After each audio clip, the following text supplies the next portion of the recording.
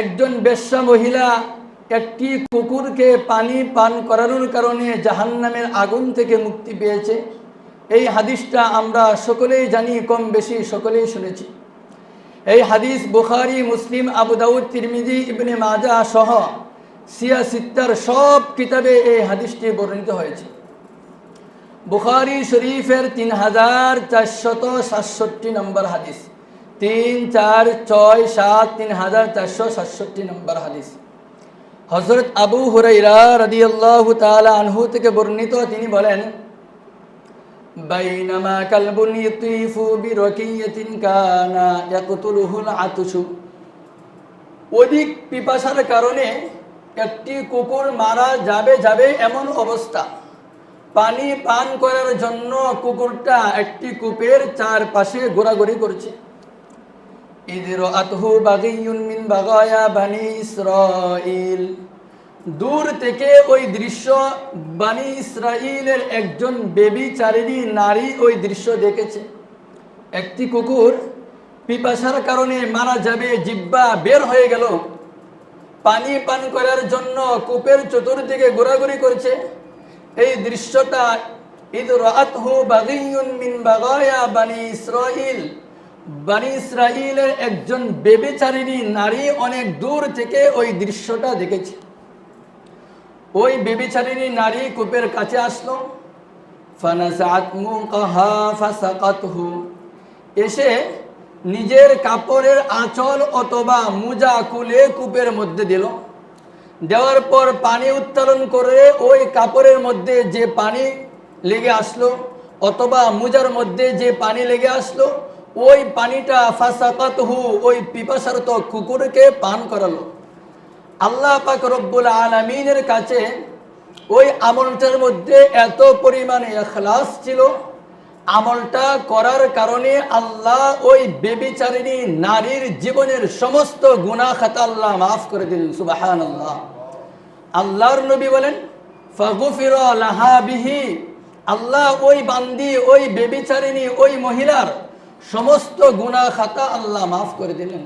সম্মানিত হাজরিন, আপনাদের সামনে আল্লাহ পাক রব্বুল আলামিনের ইবাদত সম্পর্কে আলোচনা করার ইচ্ছা পোষণ করেছি। সেই জন্য সূরা হিজরের 99 নম্বর আয়াতে কারিমা তেলাওয়াত করেছি। বুখারী শরীফের 3467 নম্বর হাদিস পাঠ করেছি। আল্লাহ পাকের তৌফিক হলে তেলাওয়াতকৃত আয়াত পঠিত হাদিসকে সামনে রেখে ঘোষিত বিষয়ের উপর কিঞ্চিত পরিমাণ আলোচনা করার চেষ্টা করব ইনশাআল্লাহ। এই সপ্তাহে অন্য একটি বিষয়ে আলোচনা করার পূর্ব প্রস্তুতি ছিল, প্রসঙ্গত কারণে বিষয়বস্তু পরিবর্তন করা হয়েছে। ইনশাআল্লাহ আগামী কোনো সপ্তাহে সুযোগ হলে ওই বিষয়টা নিয়ে আলোচনা করব। আল্লাহ পাক রব্বুল আলামিনের ইবাদত, রব্বে কারীম আমাদেরকে তার ইবাদত করার জন্যই সৃষ্টি করেছেন। সূরা জারিয়াতের 56 নম্বর আয়াত, আল্লাহ পাক রব্বুল আলামিন বলেন, ওয়ামা খালাকতুল জিন্না ওয়াল ইনসা ইল্লা লিয়াবুদুন।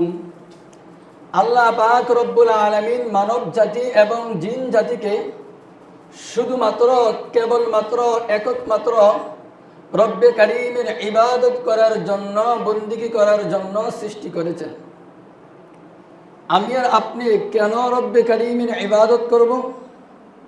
সূরা ইয়াসিন আল্লাহ পাক রব্বুল আলামিন বলেন, আলাম আহাদ ইলাইকুম ইয়া বানি আদম আল্লা তা'বুদুশ শাইতান ইন্নাহু লাকুম আদুউম মুবিন ওয়া আন ই'বুদুনি হাযা সিরাতুম মুস্তাকিম। আলাম আহাদ ইলাইকুম ইয়া বানি আদম, হে বনি আদম, আমি কি তোমাদেরকে প্রতিশ্রুতি দেইনি, বলে দেইনি, আল্লাহ তা'বুদুশ শাইতান, তোমরা শয়তানের ইবাদত করবে না? কেন? ইন্নাহু লাকুম আদুউম মুবিন, শয়তান তোমাদের প্রকাশ্য দুশমন, শয়তান তোমাদের প্রকাশ্য শত্রু। যেই ব্যক্তি দুনিয়ার জীবনে শত্রুর কথা মেনে নিজের জীবন যাপন করে, ওই ব্যক্তি কোনোদিন সফল হতে পারে না। আল্লাহ বলেন, শয়তান তোমাদের দুশমন, শয়তান তোমাদের শত্রু, তোমরা শয়তানের কথা মেনে চলো না, বরং ওয়ানি'বুদুনি, আমি আল্লাহর ইবাদত করো। হাযা সিরাতুম মুস্তাকিম, এটি হচ্ছে সিরাতে মুস্তাকিম, জান্নাতে যাওয়ার সোজা পথ। নাম্বার 3, আমি আর আপনি কতদিন পর্যন্ত আল্লাহ পাক রব্বুল আলামিনের ইবাদত করব? একদিন, এক সপ্তাহ, এক মাস, এক বছর না, সারা জীবন? সূরা হিজরের 99 নম্বর আয়াতে আল্লাহ পাক রব্বুল আলামিন বলেন, ওয়া'বুদু রাব্বাকা হাত্তা ইয়াতিয়াকাল ইয়াকিন, আপনি মৃত্যু পর্যন্ত আপনার রবের ইবাদত করেন, বন্দেগী করেন। আল্লাহ আমাদেরকে মৃত্যু পর্যন্ত আল্লাহর ইবাদত করার জন্য, বন্দেগী করার জন্য আমাদেরকে আদেশ করেছেন, হুকুম করেছেন। আমরা 5 ভাবে রব্বে কারীমের ইবাদত করি। 1 নাম্বার বিল কলবি, কলবের মাধ্যমে, অন্তরের মাধ্যমে। 2 নাম্বার বিল লিসান, জবানের মাধ্যমে। 3 নাম্বার বিল জিসমি, শরীরের মাধ্যমে। 4 নাম্বার বিল মালি, সম্পদের মাধ্যমে। 5 নাম্বার বিল জিসমি ওয়াল মালি, শরীর এবং সম্পদের মাধ্যমে। এই 5 ভাবে আমরা আল্লাহ পাক রব্বুল আলামিনের ইবাদত করি, বন্দেগী করি। বিল কলবি, 1 নাম্বার অন্তরের মাধ্যমে। অন্তরের মাধ্যমে আমরা বিভিন্ন প্রকার ইবাদত করি। নাম্বার 1, ভালো চিন্তা করা। অন্তরের মাধ্যমে রব্বে কারীমের ভালো চিন্তা করা। 4 নম্বর পারা, 14 নম্বর পৃষ্ঠা, সূরা আলে ইমরানের 191 নম্বর আয়াতে আল্লাহ পাক রব্বুল আলামিন বলেন, আল্লাযীনা ইয়াযকুরুনাল্লাহা কিয়ামান ওয়া কুউদান ওয়া আলা জুনুবিহিম ওয়া ইয়াতাফাক্কারুনা ফী খালকিস সামাওয়াতি ওয়াল আরদ, যারা দাঁড়িয়ে, বসে, শুয়ে রব্বে কারীমের জিকির করে। ওয়া ইয়াতাফাক্কারুনা ফী খালকিস সামাওয়াতি ওয়াল আরদ, এবং আসমান জমির সৃষ্টি নিয়ে চিন্তা করে। চিন্তা করে আল্লাহ পাক রব্বুল আলামিন আসমান কিভাবে তৈরি করেছেন, চিন্তা করে রব্বে কারীম কিভাবে জমিন তৈরি করেছেন, চিন্তা করে রব্বে কারীম কিভাবে পাহাড়, পর্বত, নদী, নালা, আমাকে আপনাকে কিভাবে তৈরি করেছেন, এই ব্যাপারে চিন্তা করে। চিন্তা করার পর বলে, রব্বানা মা খালাকতা হাযা বাতিলা, তারা বলে আল্লাহ পাক রব্বুল আলামিন এগুলো অনর্থক সৃষ্টি করেননি। সুবহানাকা ওয়া কিনা আযাবান নার, সুবহানাক, রব্বে কারীম আপনি সকল দোষ ত্রুটি থেকে পবিত্র, মুক্ত। ওয়া কিনা আযাবান নার, আপনি আমাদেরকে জাহান্নামের আগুন থেকে মুক্ত করেন। তাহলে অন্তরের 1 নম্বরে ইবাদত ভালো চিন্তা করা, আল্লাহ পাক রব্বুল আলামিনের সৃষ্টি নিয়ে ভালো চিন্তা করা। নাম্বার 2, অন্তরের আরেকটি ইবাদত হচ্ছে, আমরা মুখে লা ইলাহা ইল্লাল্লাহ বলি, এই কালিমার অন্তরে, কালিমার বাস্তবতা অন্তরে বিশ্বাস করা। বুখারী শরীফের 44 নম্বর হাদিস 4:4, قال رسول الله صلى الله عليه وسلم يخرج من النار من قال لا إله إلا الله وفي قلبه مثقال شعيرة من إيمان, নবীজি বলেন, ওই ব্যক্তি জাহান্নাম থেকে মুক্তি পাবে, জাহান্নামের আগুন থেকে বের হতে পারবে। মান ক্বালা লা ইলাহা ইল্লাল্লাহ, যে ব্যক্তি মুখে বলবে, জবানে বলবে লা ইলাহা ইল্লাল্লাহ, ওয়া ফি কলবিহি মিসকালু শাইরাতিন মিন ঈমান, এবং অন্তরে জবের দানা পরিমাণ লা ইলাহা ইল্লাল্লাহর এর বিশ্বাস থাকবে। নবী এর পরে বলেন, ওয়া ইয়াখরুজু মিনান নারি মান ক্বালা লা ইলাহা ইল্লাল্লাহ ওয়া ফি কলবিহি মিসকালু বুররাতিন মিন ঈমান, ওই ব্যক্তি জাহান্নামের আগুন থেকে বের হতে পারবে, মুক্তি পাবে, যার অন্তরে লা ইলাহা ইল্লাল্লাহর এর বিশ্বাস গমের দানা পরিমাণও থাকবে, এরপরে নবীজি বলেন ويخرج من النار من قال لا إله إلا الله وفي قلبه مثقال ذرة من إيمان ওই ব্যক্তি জাহান্নামের আগুন থেকে বের হতে পারবে যার অন্তরে অনু পরিমাণ কণা পরিমাণ ঈমান থাকবে, লা ইলাহা ইল্লাল্লাহর এর বাস্তবতার বিশ্বাস থাকবে। তাহলে অন্তরের 2 নম্বর একটি ইবাদত লা ইলাহা ইল্লাল্লাহর এর বাস্তবতা বিশ্বাস করা। অন্তরে 3 নম্বর ইবাদত বিশুদ্ধ নিয়ত, খালেস নিয়ত, সঠিক নিয়ত। বুখারী শরীফের প্রথম হাদিস قال رسول الله صلى الله عليه وسلم إنما الأعمال بالنيات وإنما لكل امرئ ما نوى প্রত্যেক আমল নিয়তের উপর নির্ভরশীল। وإنما لكل امرئ ما نوى ব্যক্তি তাই পাবে যা সে নিয়ত করবে। আমি আমার আমলের মধ্যে ততটুকু সওয়াব পাবো যা আমি নিয়ত করব। জামিউল উলুম ওয়াল হিকামের 1 নম্বর খণ্ডের 13 নম্বর পৃষ্ঠা হযরত আব্দুল্লাহ ইবনে মুবারক রাহমাতুল্লাহি আলাইহি তিনি বলেন রুব্বা আমালিন সগীরিন তুআযিমুহুন নিয়্যা ওয়া রুব্বা আমালিন কাবীরিন তুসাগিরুহুন নিয়্যা অনেক বড় বড় আমল অশুদ্ধ নিয়তের কারণে আল্লাহ বিন্দু পরিমাণ সওয়াব দেননি। ওরব্বা আমালিন সগীরিন আর অনেক ছোট ছোট আমল এমন ইউআযিমুহুন নিয়্যা বিশুদ্ধ নিয়তের কারণে আল্লাহ এর সওয়াব উহুদ পাহাড় পরিমাণ দান করেন। সুবহানাল্লাহ। তাহলে আমলের মধ্যে শুদ্ধ নিয়ত আর অশুদ্ধ নিয়ত, বিশুদ্ধ নিয়ত আর অশুদ্ধ নিয়তের অনেক গুরুত্ব রয়েছে। আপনি যত বড় আমল করবেন কিন্তু আপনার নিয়ত যদি অশুদ্ধ থাকে বিন্দু পরিমাণ সওয়াব দিবেন না। আর যদি আপনি ছোট আমল করবেন ওই আমলের মধ্যে যদি বিশুদ্ধ নিয়ত থাকে আল্লাহ এর সওয়াব বহুগুণ বৃদ্ধি করে দিবেন। তাহলে অন্তরে 3 নম্বর একটি আমল বিশুদ্ধ নিয়ত।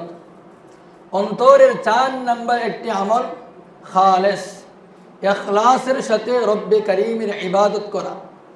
আমি নামাজ পড়ি শুধুমাত্র আল্লাহর জন্য, আমি রমজানের রোজা রাখি কেবলমাত্র আল্লাহর জন্য, আমি ধনী ব্যক্তি হজ করি যাকাত দেই শুধু আল্লাহকে সন্তুষ্ট করার জন্য, ওইভাবে আমলের মধ্যে ইখলাস থাকা। সূরা বাইনার 5 নম্বর আয়াত ওয়ামা উমিরু ইল্লা লিয়াবুদুল্লাহা মুখলিসিনা লাহুদ্দিন আল্লাহ তাদেরকে আদেশ করেছেন তারা যেন ইখলাসের সাথে রব্বে কারীমের ইবাদত করে, বন্দেগী করে। কোন ব্যক্তি যদি ইখলাসের সাথে আমল করে, ইখলাসের সাথে ইবাদত করে, আল্লাহ ওই বান্দাকে, ওই ব্যক্তিকে দুনিয়ার জীবনে 3টি পুরস্কার দান করবেন।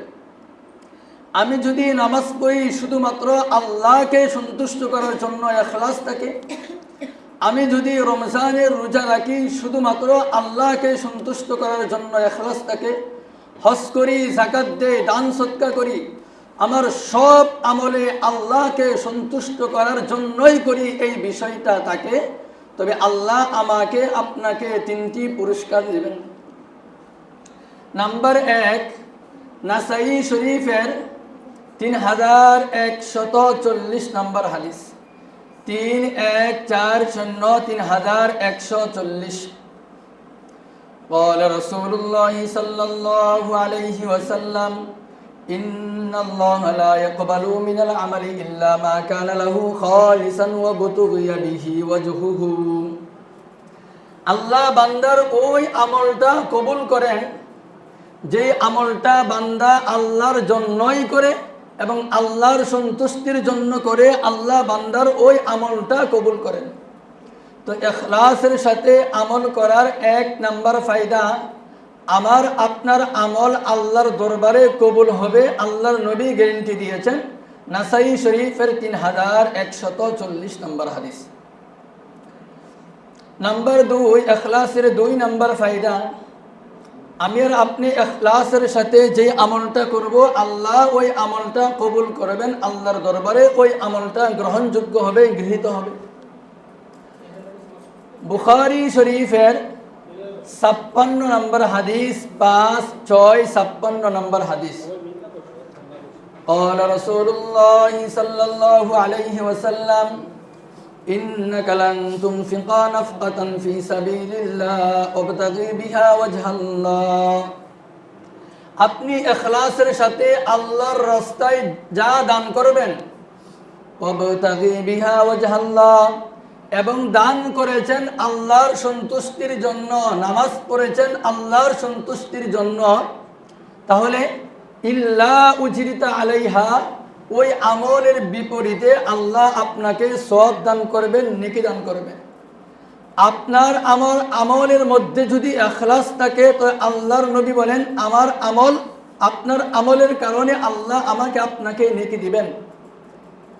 হাত্তা মা তাজআলু ফি ফিমরাতিকা, এমনকি আপনি স্বামী, আপনি যদি আল্লাহর সন্তুষ্টির জন্য আপনার স্ত্রীকে মহব্বত করে ভালোবেসে খাবারের লুকমা আপনার স্ত্রীর মুখের মধ্যে তুলে দেন, এটার কারণেও আল্লাহ আপনাকে নেকি দান করবেন, সওয়াব দান করবেন। সুবহানাল্লাহ। আমার আপনার সমস্ত আমলে যদি ইখলাস থাকে তাহলে আল্লাহ আমাকে আপনাকে নেকি দিবেন, অন্যথায় ওই আমলটা আল্লাহর দরবারে গ্রহণযোগ্য হবে না, গৃহীত হবে না, আমি আর আপনি নেকি পাবো না।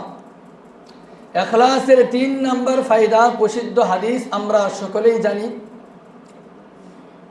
ইখলাসের 3 নম্বর ফায়দা, ইখলাসের কারণে আল্লাহ বান্দার গুনাহ মাফ করে দিবেন। আমরা ছোটবেলা থেকে একটি হাদিস শুনে এসেছি, একজন বেশ্যা মহিলা একটি কুকুরকে পানি পান করানোর কারণে জাহান্নামের আগুন থেকে মুক্তি পেয়েছে। এই হাদিসটা আমরা সকলেই জানি, কম বেশি সকলেই শুনেছি। এই হাদিস বুখারী, মুসলিম, আবু দাউদ, তিরমিজি, ইবনে মাজাহ সহ সিয়া সিত্তার সব কিতাবে এই হাদিসটি বর্ণিত হয়েছে।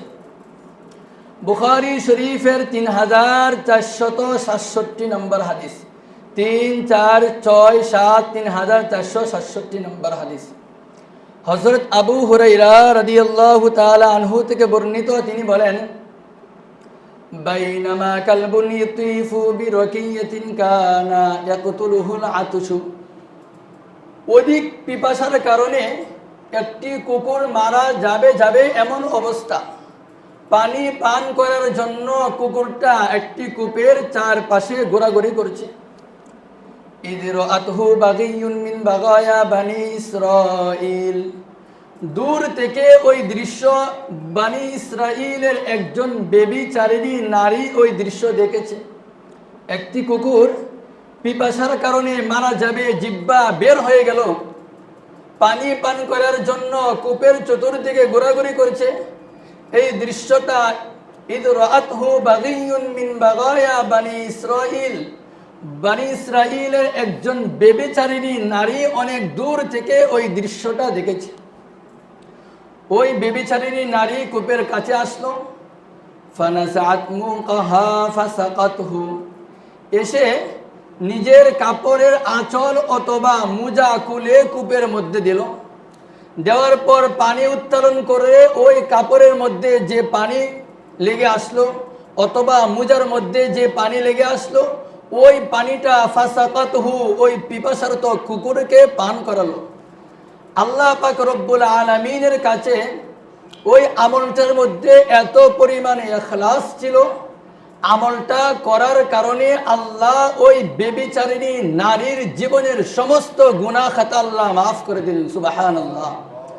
আল্লাহর নবী বলেন ফাগফিরা লাহা বিহি, আল্লাহ ওই বান্দি, ওই বেবিচারিণী, ওই মহিলার সমস্ত গুনাহ খাতা আল্লাহ মাফ করে দিলেন। তাহলে আমরা আলোচনা করেছিলাম আমরা 5 ভাবে আল্লাহর ইবাদত করি। 1 নাম্বার বিল কলবি, অন্তরের মাধ্যমে। অন্তরের মাধ্যমে আমরা 4টি ইবাদত করি। 1 নাম্বার ভালো চিন্তা, 2 নাম্বার অন্তরের মাধ্যমে 1 নাম্বার যে ইবাদত সেটি হচ্ছে আমি আর আপনি আল্লাহর সৃষ্টি নিয়ে, আল্লাহ কিভাবে আমাকে আপনাকে আসমান জমিন এই সৃষ্টি জীব নিয়ে আমি আর আপনি চিন্তা করি, এটি অন্তরের একটি ইবাদত। 2 নম্বর, আমরা যে মুখে লা ইলাহা ইল্লাল্লাহ বলি এর বাস্তবতা অন্তরে বিশ্বাস করা। 3 নম্বর বিশুদ্ধ নিয়ত। 4 নম্বর ইখলাস। ইখলাসের 3টি ফায়দা। 1 নম্বর, ইখলাস থাকলে ওই আমলটা আল্লাহর দরবারে কবুল হবে। 2 নম্বর, ইখলাস থাকলে ওই আমলের বিপরীতে আল্লাহ আমাকে আপনাকে সওয়াব দান করবেন। 3 নম্বর, ইখলাস থাকলে আল্লাহ আমাকে ওই আমলের কারণে আমার আপনার জীবনের গুনাহ খাতা মাফ করে দেবেন। তাহলে আমল করি আমরা 5 পদ্ধতিতে। 1 নম্বর কলব, সেটা গেল। 2 নম্বর বিল লিসান, জবানের মাধ্যমে। জবানের মাধ্যমে আমরা একটি ইবাদত করি, আল্লাহ পাকের জিকির করি। সূরা আহজাফের 42 নম্বর আয়াত, ইয়া আইয়ুহাল্লাযীনা আমানু যকুরুল্লাহা যিকরান কাসীরা ওয়াসাব্বিহুহু বুকরাতাও ওয়া আসীলা। আল্লাহ পাক রব্বুল আলামিন বলেন, হে ঈমানদার বান্দাগণ, তোমরা অধিক পরিমাণে আল্লাহর জিকির করো।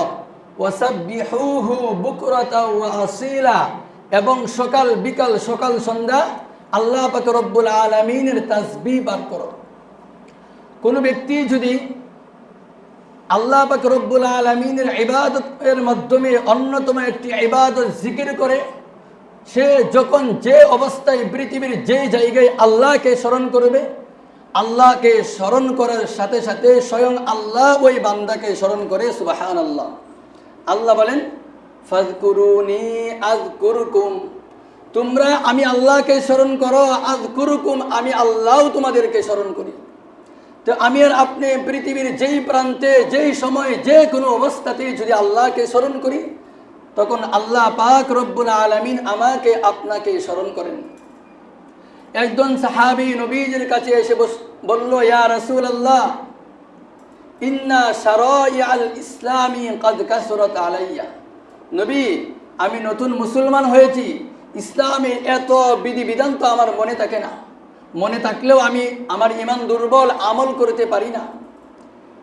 ইন্না শারাইআল ইসলামি ক্বাদ কাসরাত ফাআখবিরনি বিশাইইন আতাশাব্বাসু বিহি। আপনি ইসলামের এমন একটি বিধানের কথা বলেন, এমন একটি আমলের কথা বলেন, যেটা আমি সব সময় মনে রাখতে পারবো, আমল করতে পারবো।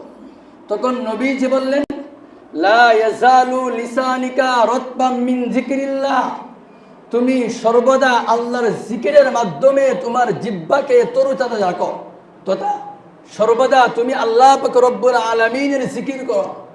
এই আমলটা তোমার মনেও থাকবে, আর সর্বদা এই আমল করতেও তোমার অনেক সহজ। যারা ঈমানদার, আল্লাহ পাকের জিকিরের মাধ্যমে তাদের অন্তরে প্রশান্তি লাভ হয়। আল্লাযীনা আমানু ওয়া তাতমাইন্নু কুলুবুহুম বিযিকরিল্লাহ, যারা ঈমান এনেছে আল্লাহর জিকিরের মাধ্যমে তাদের অন্তর প্রশান্তি লাভ করে। আলা বিযিকরিল্লাহি তাতমাইন্নুল কুলুব, হে দুনিয়ার মানুষ শোনো, আল্লাহর জিকিরের মাধ্যমে মানুষের অন্তর প্রশান্তি লাভ করে। তো আমি আর আপনি যদি মন দিয়ে নির্জনে বসে আল্লাহকে স্মরণ করতে পারি, আল্লাহর জিকির করতে পারি, আমার অন্তরে যত পেরেশানি থাকবে আল্লাহ দূর করে দিবেন, আমার অন্তর প্রশান্তি লাভ করবে। মুসলিম শরীফের 2223 নম্বর হাদিস, 223 নম্বর হাদিস, নবীজি বলেন, আত-তুহুর শাতরুল ঈমান, পবিত্রতা ঈমানের অর্ধেক বা অঙ্গ। আলহামদুলিল্লাহি তামলাউল মিজান, আলহামদুলিল্লাহ, কোনো ব্যক্তি যদি আলহামদুলিল্লাহ এই বাক্য বলে জিকির করে, এর এত বেশি ফজিলত। আল্লাহ পাক রব্বুল আলামিন এই ফজিলতের কারণে মিজানের পাল্লাকে পরিপূর্ণ করে দেন। সুবহানাল্লাহ। নবীজি বলেন, আলহামদুলিল্লাহ ওয়া সুবহানাল্লাহি ওয়াল হামদুলিল্লাহ তামলাআনি আও তামলাউ মা বাইনাস সামাওয়াতি ওয়াল আরদ। কোন ব্যক্তি যদি একবার বলে সুবহানাল্লাহ, একবার বলে আলহামদুলিল্লাহ, তাহলে পৃথিবীর জমিন থেকে আসমান পর্যন্ত সমস্ত খালি জায়গা আল্লাহ সওয়াব দিয়ে পরিপূর্ণ করে দেন। সুবহানাল্লাহ। তাহলে এই জিকির করতে আমার আলাদা কোনো সময়ের প্রয়োজন নেই, আলাদা কোনো কষ্ট করার প্রয়োজন নেই। আমি যে কাজ করি না কেন আমি জিকির করতে পারি, আর অসংখ্য অগণিত নেকি হাসিল করতে পারি। বুখারী শরীফের সর্বশেষ হাদিস, নবীজি বলেন, কালিমাতানে হাবিবাতানে ইলা রহমান, দুইটি বাক্য এমন আছে যেটি রহমান আল্লাহর কাছে অনেক বেশি প্রিয়। খাফিফাতানি আলাল লিসান, কিন্তু উচ্চারণ করতে অনেক সহজ। সাকিলাতানি ফিল মিজান, কিন্তু এই দুই বাক্যর সব এত বেশি, মিজানের পাল্লাকে আল্লাহ পরিপূর্ণ করে দেন, মিজানের পাল্লা একেবারে ভারী হয়ে যায়, নিচে লেগে যায়। দুইটি বাক্য কি? সুবহানাল্লাহি ওয়া বিহামদিহি সুবহানাল্লাহিল আযীম। এই যে আমি পড়লাম একবার, এর সব এত বেশি, আল্লাহ মিজানের পাল্লাকে একেবারে ভারী করে দেন, পরিপূর্ণ করে দেন। তাহলে জবানের একটি আমল হচ্ছে জিকির করা, জবানের আরেকটি আমল কোরআন তেলাওয়াত করা, কোরআন তেলাওয়াত করা। তিরমিজি শরীফের 3915 নম্বর হাদিস, 3915, 3915, নবীজি বলেন, মান ক্বারা হারফাম মিন কিতাবিল্লাহ ফালাহু হাসানাতুন ওয়াল হাসানাতু বিআশরি আমসালিহা। কোন ব্যক্তি যদি কোরআনের একটি হরফ পড়ে, আল্লাহ তাকে একটি হাসানা, একটি নেকি দান করবেন। ওয়াল হাসানাতু বিআশরি আমসালিহা, আর একটি হাসানার বিপরীতে তাকে 10টি নেকি দান করবেন। তথা কোরআনের একটি হরফ পড়লে আল্লাহ ওই ব্যক্তিকে 10টি নেকি দান করবেন। ফালা আকুলু আলিফ লাম মিম হারফুন, আমি নবী এটা বলি না আলিফ লাম মিম এই সবগুলো মিলে একটি হরফ। বাল আকুলু আলিফুন হারফুন ওয়া লামুন হারফুন ওয়া মিমুন হারফুন, বরং আমি নবী আলিফ একটি হরফ, বরং আমি নবী বলি আলিফ একটি হরফ, লাম একটি হরফ, মিম একটি হরফ। এইভাবে প্রতিটি হরফ আলাদা আলাদা করে আল্লাহ এক একটি হরফের বিনিময়ে বান্দাকে 10টি করে নেকি দান করবেন। মুসনাদে আহমদের 6426 নম্বর হাদিস, 6626 নম্বর হাদিস, নবীজি বলেন, আসসিয়ামু ওয়াল কুরআনু ইয়াশফাআনি লিল আবদি ফায়াকুলুস সিয়াম, রোজা এবং কোরআন কিয়ামতের ময়দানে বান্দার জন্য সুপারিশ করবে। ইয়াকুলুস সিয়াম, রোজা কিয়ামতের ময়দানে বলবে, আই রব্বি, হে আমার রব, মানাতুহুত তুআমা ওয়াশ শাহওয়াতি বিন নাহার, আমি আপনার বান্দাকে দিনের বেলা পানাহার এবং স্ত্রী সহবাস থেকে বিরত রেখেছি। রোজা রাখলে মানুষ পানাহার করতে পারে না, রোজা রাখলে মানুষ স্ত্রী সহবাস করতে পারে না। রোজা বলবে, আল্লাহ আমি আপনার বান্দাকে একেবারে সকাল থেকে সন্ধ্যা পর্যন্ত দিনের বেলায় পানাহার এবং স্ত্রী সহবাস থেকে বিরত রেখেছি। ফাশাফিআনি ফিহি, আপনার বান্দার জন্য আমি রোজার সুপারিশ আপনি কবুল করেন। ঠিক তেমনি ভাবে ফায়াকুলুল কুরআন, কুরআন বলবে, আই রব্বি মানাতুহুন নাওমা বিল্লাইলি, আল্লাহ আমি আপনার বান্দাকে রাতের বেলায় ঘুম থেকে বিরত রেখেছি। ছোট বাচ্চা 9, 10, 11, 12, 13 বছরের বাচ্চা রাতের শুরু অংশে 10টা 11টা পর্যন্ত কোরআন তেলাওয়াত করে, আবার শেষ রাতে ফজরের 1 ঘন্টা আগ থেকে কোরআন তেলাওয়াত করে, যেই সময় অন্য সকল মানুষ ঘুমের মধ্যে থাকে। রোজা বলবে, আল্লাহ আমি তো আপনার বান্দাকে রাতের বেলায় ঘুম থেকে বিরত রেখেছি। ফাশাফিআনি ফিহি, আপনার বান্দার জন্য আমি কোরআনের সুপারিশ আপনি কবুল করেন। তখন নবীজি বলেন, ফাইশাফআন, আল্লাহ রোজার সুপারিশ কবুল করে রোজাদার ব্যক্তির সমস্ত গুনাহ খাতা মাফ করে তাকে জাহান্নাম থেকে মুক্ত করে আল্লাহ তাকে জান্নাত দিয়ে দিবেন। সুবহানাল্লাহ। আল্লাহ কোরআনের সুপারিশ কবুল করে ওই কোরআন তেলাওয়াতকারীর ব্যক্তির সমস্ত গুনাহ খাতা মাফ করে দিয়ে তাকে জাহান্নাম থেকে মুক্ত করে আল্লাহ তাকে জান্নাত দিয়ে দিবেন। তাহলে জবানে 2 নম্বর যে ইবাদতের কথা আমরা বললাম সেটি হচ্ছে কোরআন তেলাওয়াত করা। যেহেতু সময় স্বল্প, সংক্ষেপে বলে দিচ্ছি। ইবাদতের 3 নম্বর আরেকটি মাধ্যম, আমরা শরীরের মাধ্যমে যে ইবাদত করি, শরীরের মাধ্যমে আমরা যে ইবাদত করি তার মধ্যে অন্যতম একটি ইবাদত হচ্ছে সালাত, নামাজ।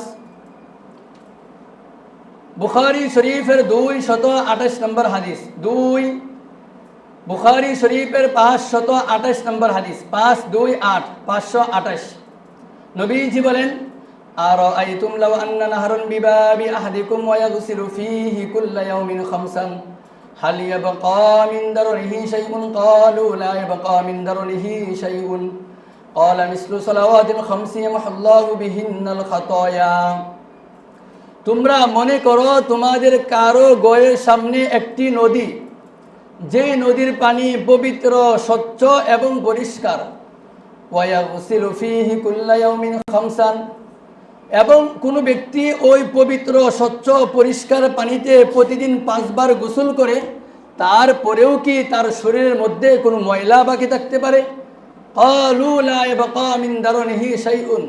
নবী সাহাবায়ে কেরাম বললেন, না ইয়া রাসূলুল্লাহ, পবিত্র, স্বচ্ছ, পরিষ্কার পানিতে প্রতিদিন 5 বার গোসল করার পরে তো শরীরের মধ্যে আর কোনো ময়লা বাকি থাকতে পারে না। তখন নবীজি বললেন, ক্বালা মিসলু সালাওয়াতিল খামসি ইয়ামহুল্লাহু বিহিন্নাল খাতায়া। 5 ওয়াক্ত নামাজের উপমা এইরকম, কোনো ব্যক্তি যদি আল্লাহকে সন্তুষ্ট করার জন্য সময় মতন 5 ওয়াক্ত নামাজ পড়ে, আল্লাহ ওই ব্যক্তির জীবনের সমস্ত গুনাহ খাতা মাফ করে দিবেন। সুবহানাল্লাহ। অপর এক হাদিসের মধ্যে নবীজি 5 ওয়াক্ত নামাজ পড়ার পুরস্কার ঘোষণা করেন। নবীজি বলেন, মান হাফাযা আলাস সালাওয়াতি আকরামাহুল্লাহু তাআলা বিখামসি খিসালিন ইয়ারফাউ আনহু দীকাল আইশি ওয়া আযাবাল কবরি ওয়া ইয়াতিল্লাহু কিতাবাহু বিয়ামিনি ওয়া ইয়ামুররু আলাস সিরাতি কাল বারকি ওয়া ইয়াদখুলুল জান্নাতা বিগাইরি হিসাবিন। যে ব্যক্তি 5 ওয়াক্ত নামাজের প্রতি যত্নবান হবে, আকরামাহুল্লাহু তাআলা বিখামসি খিসালিন, আল্লাহ ওই ব্যক্তিকে 5টি পুরস্কারের দ্বারা সম্মানিত করবেন। সুবহানাল্লাহ। আমি আর আপনি যদি 5 ওয়াক্ত নামাজ পড়ি, আল্লাহ আমাকে আপনাকে 5টি পুরস্কার দিয়ে সম্মানিত করবেন। 1 নাম্বার, ইয়ারফাউ আনহু দীকাল আইশি, আল্লাহ আমার আপনার জীবনের সমস্ত অভাব অনটন দূর করে দেবেন। সুবহানাল্লাহ। 2 নাম্বার, ওয়ায়ারফাউ আনহু আযাবাল কবরি, আল্লাহ কবরের আযাব হটাইয়া দিবেন, মাফ করে দিবেন। 3 নাম্বার, ওয়ায়াতিল্লাহু কিতাবাহু বিয়ামিনিহি, আল্লাহ কিয়ামতের ময়দানে আমার আমলনামা ডান হাতে দিবেন। ডান হাতে আমলনামা দিলে কি ফায়দা, বাম হাতে দিলে কি ক্ষতি? সূরা ইনশিকাক 7, 8, 9, 10, 11 নম্বর আয়াত আল্লাহ পাক রব্বুল আলামিন বলেন, فأما من أوتي كتابه بيمينه فسوف يحاسب حسابا يسيرا وينقلب إلى أهله مسرورا। আল্লাহ কিয়ামতের ময়দানে যার ডান হাতে আমলনামা দিবেন, فسوف يحاسب حسابا يسيرا, তার কাছ থেকে আল্লাহ খুব সহজভাবে হিসাব নেবেন। وينقلب إلى أهله مسرورا, দুনিয়ার জীবনে আমি আর আপনি যদি পরীক্ষার মধ্যে ভালো ফলাফল করি, আমি অনেক খুশি হই, এবং খুশি হয়ে আমার পরিবারের কাছে যাই, বন্ধুর কাছে যাই, আমার ভাইদের কাছে যাই, গিয়া বলি, দেখো আমার পরীক্ষার ফলাফল, আমি কত ভালো পড়াশোনা করেছি, আমার পরীক্ষার ফলাফল কত ভালো হয়েছে, তোমরা পড়ো, তোমরা দেখো। ঠিক তেমনি ভাবে কিয়ামতের ময়দানে আল্লাহ যাদেরকে ডান হাতে আমলনামা দিবেন, ওয়ায়ানকালিবু ইলা আহলিহি মাসরুরা, তারা খুশি মনে তাদের পরিবারের কাছে যাবে। 29 নম্বর পারা সূরা হাক্কাতের মধ্যে আল্লাহ বলেন, ফায়াকুলু হা উমকুরু কিতাবিয়া, পরিবারের কাছে গিয়ে বলবে, এই দেখো আমার আমলনামা, পড়ো আমার আমলনামা, আল্লাহ আমাকে কত সুন্দর আমলনামা দিয়েছেন। এইভাবে যাদেরকে ডান হাতে আমলনামা দিবে, তারা কিয়ামতের ময়দানে এত খুশি থাকবে, পরিবারের কাছে যাবে, গিয়া বলবে, দেখো আমার আমলনামা, আমি কত সুন্দর আমলনামা পেয়েছি আজকে। আর যাদেরকে ডান হাতে আমলনামা দিবে না, তাদেরকে কোথায় দিবে? সূরা হাক্কাতের মধ্যে বলা হয়েছে, ওয়া আম্মা মান উতিয়া কিতাবাহু বিশিমালি, আল্লাহ যাদেরকে ডান হাতে আমলনামা দিবে না, তাদেরকে বাম হাতে আমলনামা দিবে। সূরা ইনশিকাকের মধ্যে বলা হয়েছে, ওয়া আম্মা মান উতিয়া কিতাবাহু ওয়ারা যহরি, আল্লাহ যাদেরকে ডান হাতে আমলনামা দিবে না, তাদেরকে পিঠের পিছনে আমলনামা দিবে।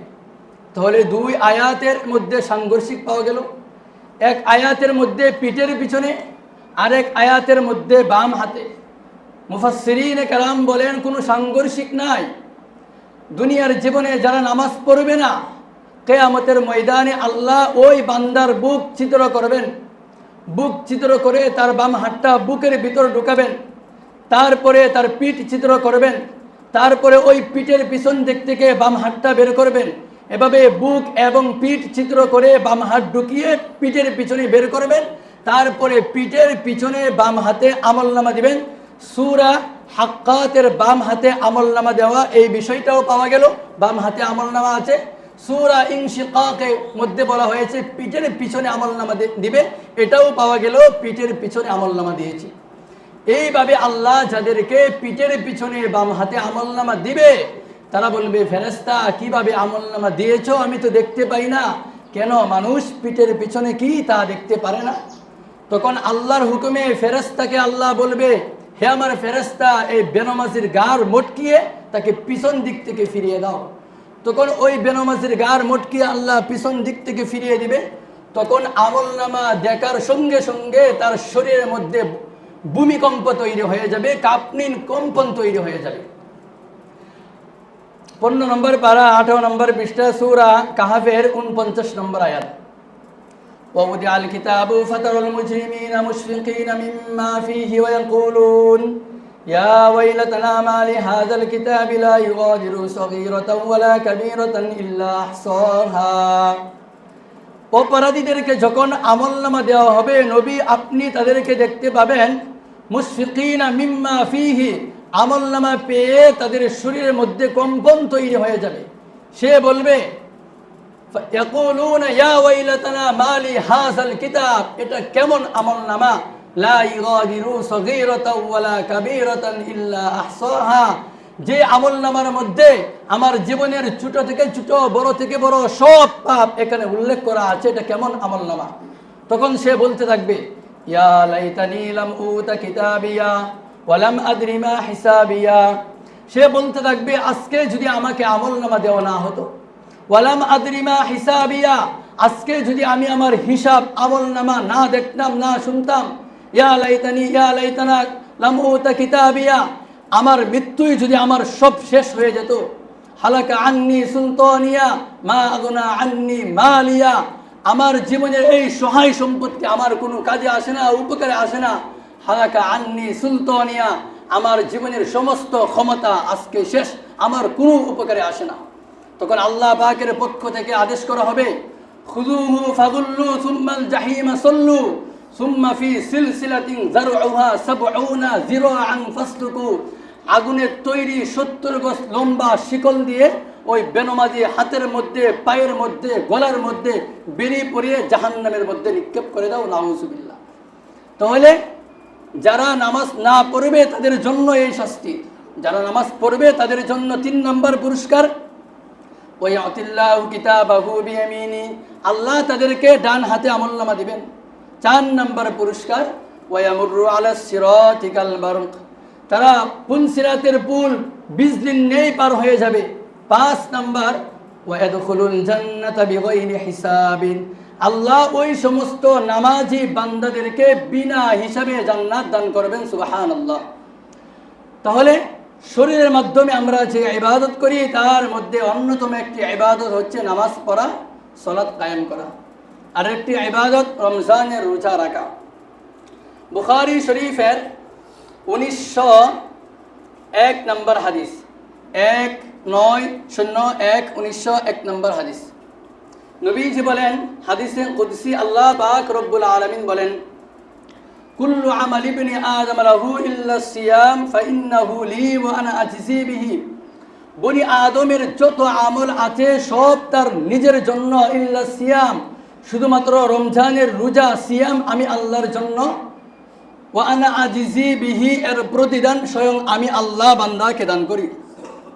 আরেক হাদিসের মধ্যে নবীজি বলেন, বুখারী শরীফের 1904 নম্বর হাদিস, 1904 নম্বর হাদিস, নবীজি বলেন, মান সামা রমাদানা ঈমানান ওয়া ইহতিসাবান গুফিরা লাহু মা তাকদ্দামা মিন যামবি, যে ব্যক্তি ঈমানের সাথে সওয়াবের আশায় আল্লাহ পাক রব্বুল আলামিনের হুকুম পালন করার জন্য রমজানের রোজা রাখবে, গুফিরা লাহু মা তাকদ্দামা মিন যামবি, আল্লাহ ওই ব্যক্তির পিছনের সমস্ত গুনাহ খাতা মাফ করে দেবেন, সুবহানাল্লাহ। তাহলে রমজানের রোজা রাখলে তো এই ফজিলত, না রাখলে কি ক্ষতি? সহি ইবনে হিব্বানের ৭,৪48 নম্বর হাদিস, ৭,৪৪৮ ৭,৪48 নম্বর হাদিস। নবীজি বলেন, বাইনামা আনা নাইমুন আতানি রাজুলান, আমি একদিন ঘুমিয়েছিলাম, ঘুমের মধ্যে স্বপ্নে দেখছি দুইজন লোক আমার কাছে আসলো। ফাআখাযা বিদবিই ফাআতায়া বিজাবালান ওয়ারান, দুইজন লোক আমার কাছে এসে আমার দুই বাহুতে ধরে আমাকে নিয়ে চলতে লাগলো। চলতে চলতে আমরা একটি দুর্গম পাহাড়ের কাছে গেলাম। নবীজি বলেন, আমি স্বপ্নে দেখি দুইজন ব্যক্তি আমার কাছে আসলো, আমার দুই বাহুতে ধরে আমাকে নিয়ে চলতে লাগলো। চলতে চলতে আমরা একটি দুর্গম পাহাড়ের কাছে গেলাম। যাওয়ার পরে ওই আগন্তুক দুইজন আমাকে বলতে লাগলো, ফাকাল আলী ইসআদ, আপনি ওই পাহাড়ে উঠেন। কুলতু লা উতিকুহু, নবীজি বলেন, আমি বললাম না, আমি পাহাড়ে উঠতে পারবো না, এই দুর্গম পাহাড়ে কিভাবে উঠবো? কাল আলী, তারা দুইজন আমাকে বলল, সানুসাহিলুহু লাকা, আপনি উঠেন, উঠার ব্যাপারে আমরা আপনাকে সাহায্য করব, সহযোগিতা করব, আপনি উঠেন। কুলতু ইযা সাইদতু ফাইদান আনা ইযা কুনতা ফি সাওয়াইল জাবাল, আমি দুর্গম পাহাড়ে উঠলাম, একেবারে যখন পাহাড়ের উপরে সমতল জায়গার মধ্যে গেলাম, ইদান বিআসওয়াতিন শাদীদা, বিকট আওয়াজ শুনতে পেলাম। কুলতু, আমি বললাম, মা হাদিহিল আসওয়াত, এই যে আওয়াজ শুনতেছে এটা কিসের আওয়াজ? ক্বাল আলী, তারা দুইজন আমাকে বলল, হাযা আওয়াউ আহলিন নার, এটি হচ্ছে জাহান্নামীদের চিৎকারের আওয়াজ। ফানতানকাবি, তারপরে ওই দুইজন আমাকে নিয়ে আরো সামনে অগ্রসর হলো। ফাইদান আনা বিকৌমিন মুআল্লাকিনা বিআরাকিবিহিম মুশাক্কাকাতিন আশদাকুহুম তাসিলু আশদাকুহুম দামান। চলতে চলতে হঠাৎ আমরা এমন এক সম্প্রদায়ের কাছে গেলাম, মুআল্লাকিনা বিআরাকিবিহিম, যাদেরকে পা উপরে মাথা নিচে এভাবে লটকিয়ে রাখা হয়েছে। মুশাক্কাকাতিন আশদাকুহুম, আগুনের করাত দিয়ে, কেচি দিয়ে, ছুরি দিয়ে তাদের চোয়াল কাটা হচ্ছে। তাসিলু আশদাকুহুম দামান, আর চোয়াল থেকে, গাল থেকে রক্ত টপ টপ করে নিচে পড়তেছে। তাহলে হাদিসটা আবার বাংলা শুনি। নবীজি বলেন, আমি একদিন ঘুমিয়েছিলাম, দুইজন ব্যক্তি আমার কাছে আসলো, আমার দুই বাহুতে ধরে আমাকে নিয়ে চলতে লাগলো। চলতে চলতে একটি দুর্গম পাহাড়ের কাছে গেলাম। দুইজন আমাকে বলল, পাহাড়ে উঠেন। আমি বললাম, উঠতে পারবো না। তারা আমাকে বললেন, উঠেন, আমরা সহযোগিতা করব। আমি ওই পাহাড়ের একেবারে যখন সমতল জায়গার মধ্যে গেলাম, হঠাৎ বিকট আওয়াজ শুনতে পেলাম। জিজ্ঞেস করলাম, কিসের আওয়াজ? তারা বলল, এটি জাহান্নামীদের চিৎকারের আওয়াজ। তারপরে আবার আমাকে সামনে নিয়ে গেল। চলতে চলতে এমন এক সম্প্রদায়ের কাছে গেলাম, যাদের পা উপরে মাথা নিচে এভাবে লটকিয়ে রাখা হয়েছে। মুশাক্কাকাতিন আশদাকুহুম, আগুনের করাত দিয়ে, কেচি দিয়ে গাল চোয়াল কাটা হচ্ছে। তাসিলু আশদাকুহুম দামান, রক্ত গাল থেকে, চোয়াল থেকে টপ টপ করে নিচের দিকে পড়তেছে। কুলতু মান হাউলাই, আমি নবী বললাম, এরা কারা? এদেরকে কঠিন শাস্তি কেন দেওয়া হচ্ছে? তখন ওই আগন্তুক দুইজন আমাকে বলে, আল্লাযীনা ইফতিরুনা ক্বাবলা তাহিল্লাতি সাওমিহিম, এরা হচ্ছে ওই সমস্ত বান্দা যারা রমজানে রোজা রাখে নাই। তাহলে যারা রমজানে রোজা রাখবে না, তাদের শাস্তি কি?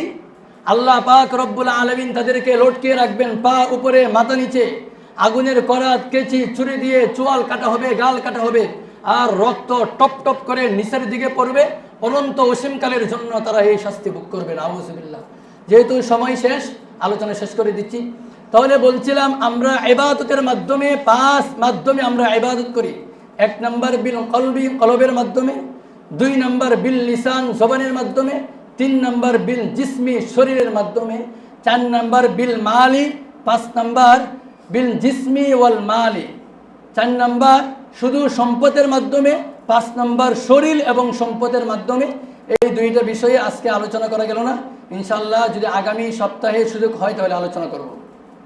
আল্লাহ পাক রব্বুল আলামিন আমাদেরকে ওয়াবুদ রব্বাকা হাত্তা ইয়াতিয়াকাল ইয়াকিন, এই আয়াতের আদেশ পালনে মৃত্যু পর্যন্ত রব্বে কারীমের ইবাদত করে, বন্দিগি করে রব্বে কারীমের জান্নাতে পৌঁছার তৌফিক দান করেন। সকলে বলে আমিন। ওয়া আখির দাওয়ানা।